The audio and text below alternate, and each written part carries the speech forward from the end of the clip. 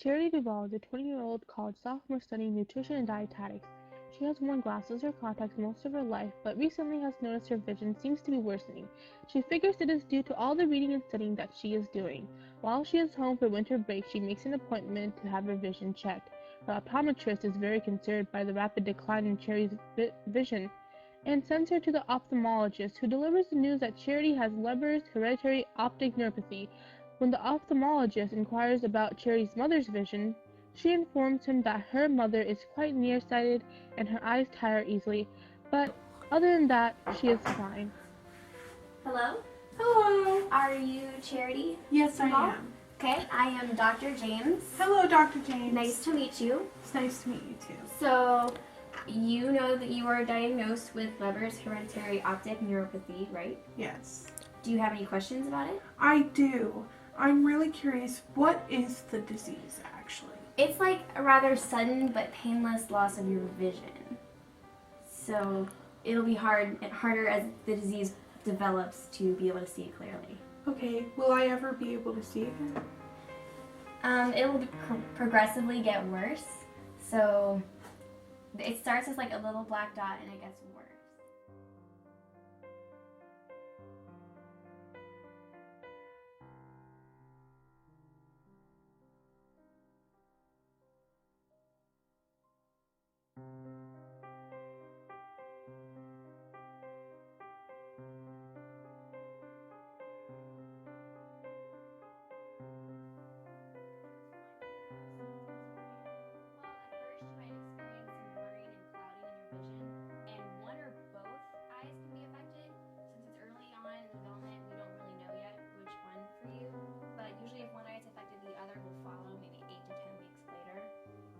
Over time, the vision in both eyes worsens and you will lose sharpness and color vision.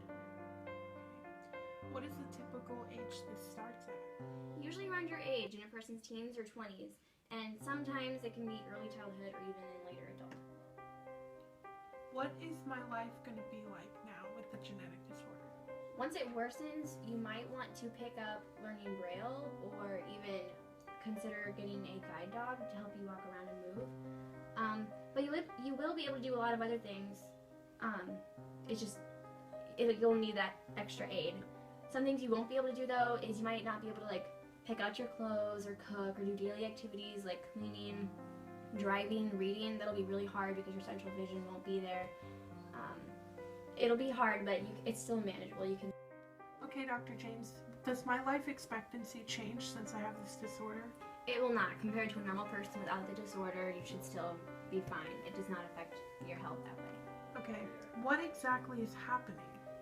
This condition mainly affects the central vision, which is needed for detailed tasks such as reading, driving, like I said before, so that'll be hard. The vision loss results from the death of cells in the optic nerve that sends visual information from the eyes to the brain. Although central vision gradually improves in a small percentage of cases, usually it is permanent and it gets worse. There are mutations in the MTND1, D4, and 4L or D6 gene that cause this disease. And these genes are found in the DNA of cellular structures called mitochondria. Do you know what those are? Mm-hmm. They're like the powerhouses of the cell. Yes. And they have their own DNA that's separate from chromosomal DNA. And that mitochondrial DNA has specific characteristics that are like unique to it only. The genes associated with this disease give instructions for making a protein involved in normal mitochondrial functions, but these proteins are a large part of the large enzyme complex in mitochondria that helps convert oxygen, fats, and simple sugars to energy. Mutations in any of these genes can disrupt this process, causing many issues, such as blindness or anything else. And it's still unclear how the genetic changes can cause the death of cells in the optic nerve, but that's all we are able to find out right now. Okay. So, how will this affect my future children? Well, you are a female, and because this is a mitochondrial disorder, it's going to be passed from the mother to 100% of the offspring. So your child will have it, but we cannot tell the severity of it. Like your mother, for instance, she has this disease, but the symptoms aren't that bad. but you got worse symptoms and you're going to get worse symptoms. So your child could have it and have no symptoms or really bad symptoms. We just don't know. And that's why we can't really make a Punnett square, because we know that your child's going to have it. And the mitochondrial disorder doesn't follow the dominant and recessive inheritance patterns. So it would be pretty much useless to figure out. I can, however, draw a pedigree for you. And do you know how pedigrees work? Yes, I am aware. So if we had you, or your mother, and your father, your mother has this. Your father, we don't know if he has it. I don't think so. Okay, but so then this shows you, this is you, and you have it. So the disease only comes from your mother. Even if your father had it, you still wouldn't get it from him, even if your mother didn't have it. So when you marry someone else, it doesn't matter if he has it or not, your child will still have it because it's a maternal inheritance pattern. Okay. So you will pass it on, but we just, like I said, we can't tell the severity of it.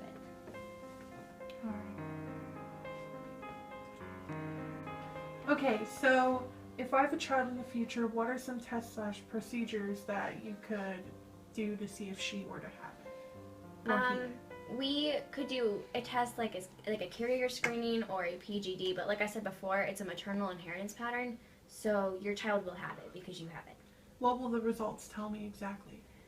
The results will tell you that your child has the gene mutation, and it'll tell you that your child has the disorder, but we won't be able to like find out the symptoms or how severe the disorder will be for the child. What are some issues that come along with taking these tests? There are some moral issues, just because the test can be quite invasive sometimes, and we can also like isolate a certain embryo to tell if the child will have the disorder. But we already know that it will, and if the embryo has the disorder, some people choose to terminate the growth of the embryo, which creates many moral problems for many families. Are there any other... Okay, so are there any treatments available for me?